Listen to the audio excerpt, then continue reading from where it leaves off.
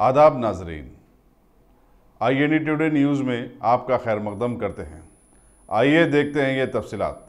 निजामाबाद के रुकन पार्लियामेंट के कविता ने कहा कि आने वाले लोकसभा के इंतखाबात में अवाम बीजेपी को सबक सिखाएंगे, क्योंकि गुज़श्ता 5 साल के दौरान इस हुकूमत ने कोई काम ही नहीं किया। एक प्रेस कॉन्फ्रेंस से खिताब करते हुए उन्होंने कहा कि बीजेपी राम मंदिर का मसला उठाते हुए मुल्क में फिरका परस्ती का माहौल बना रही है। उन्होंने सदर कांग्रेस का हवाला देते हुए कहा कि राहुल बाबा कहते हैं कि वो गरीबों के लिए महाना कुछ वजीफा देंगे। ये कोई नई बात नहीं है, उनकी दादी के ज़माने में भी गरीबी हटाओ का नारा लगाया गया था। उन्होंने कहा कि TRS जमीन से जुड़ी हुई जमात है और उसने आवाम की फलाह बहबूद के लिए कई स्कीमों को शुरू किया है। उन्होंने कहा कि TRS ना तो बीजेपी की बी टीम है और न कांग्रेस की, बल्कि ये आवाम की बी टीम है।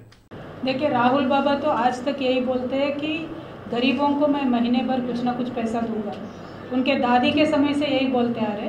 उनके दादी के समय से गरीबी को हटाने का नारा लेके कांग्रेस पार्टी आगे बढ़ते आई है, लेकिन पोता का ज़माना आया फिर भी कांग्रेस पार्टी ने लोगों के लिए कुछ काम नहीं किया। अब TRS पार्टी को देखिए, सिर्फ 5 साल हम गवर्नमेंट में हैं, लेकिन हमारी राज्य में जिस तरीके का डेवलपमेंट होता है और जिस तरीके का सोशल वेलफेयर होता है वो पूरा देश में नंबर 1 है हम।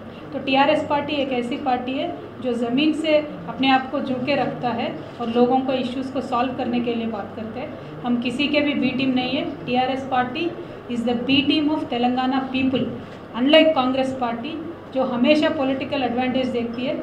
TRS पार्टी नेक्स्ट जनरेशन को सही करने का काम करता है। नेक्स्ट इलेक्शन के लिए TRS पार्टी काम नहीं करती है, वो काम कांग्रेस पार्टी करते हैं। और बीजेपी पार्टी भी सेम है, दोनों भी 2 sides of the same coin है, बीजेपी और कांग्रेस। तो दोनों भी लोगों को गुमराह करना चाहते हैं। जब भी इलेक्शन आता है तो मंदिर का मुद्दा उठाएंगे, मस्जिद का उठाएंगे, राफेल का उठाएंगे, बोफोर्स का उठाएंगे, लेकिन ज़मीनी हक पे जो बुनियादी बदलाव आने चाहिए इस देश में उसके बारे में बात नहीं करते। तो TRS की जैसे रीजनल पार्टीज़ जब इलेक्ट होकर पार्लियामेंट में आएंगे तो ये बुनियादी सवाल हम उठाएंगे और बहुत ही एक अच्छा चेंज हम कंट्री में लेके आएंगे। देखिए, यही मुद्दे को असेंबली इलेक्शन के समय भी उठाया गया था। कांग्रेस पार्टी जब अपने आप पे इलेक्शन जीत नहीं सकती है तो आगे वाले पार्टी को बदनाम करने की कोशिश तो बहुत करते हैं, और उन्होंने इसीलिए हमें कहा कि हम बीजेपी के बी टीम हैं। और अभी बीजेपी के जो बादशाह है अमित शाह, वो तेलंगाना में आते हैं और वो कहते हैं कि हम कांग्रेस के बी टीम हैं। अब मुझे तो यही लगता है कि ये दोनों नेशनल पार्टी की मिलीभगत है कि जब भी कोई रीजनल पार्टी उभरता है, जब भी कोई रीजनल पार्टी से बहुत अच्छा एक विजनरी नेता उभर के देश के मंच पे आना चाहता है तो उनको रोकने के लिए दोनों नेशनल पार्टीज यही काम करती है।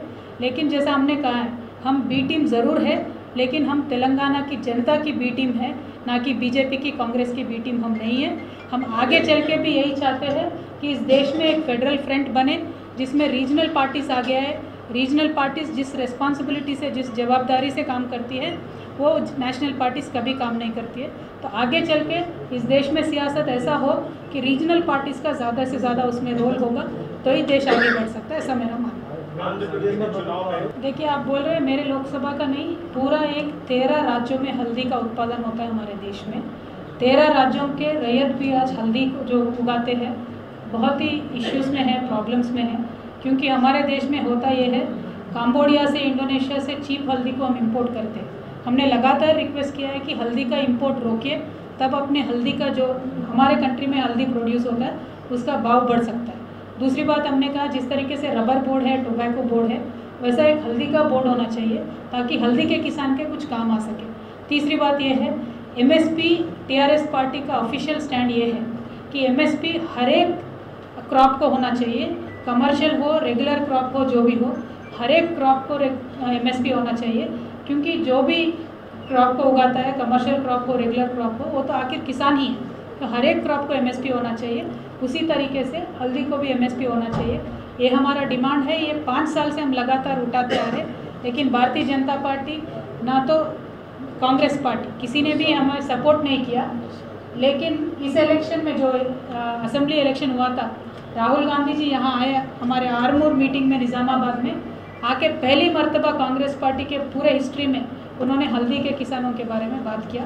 उन्होंने कहा कि अगर कांग्रेस पार्टी आती है तो मैं हल्दी के किसानों के लिए हम बोर्ड तय करने का प्लान करेंगे।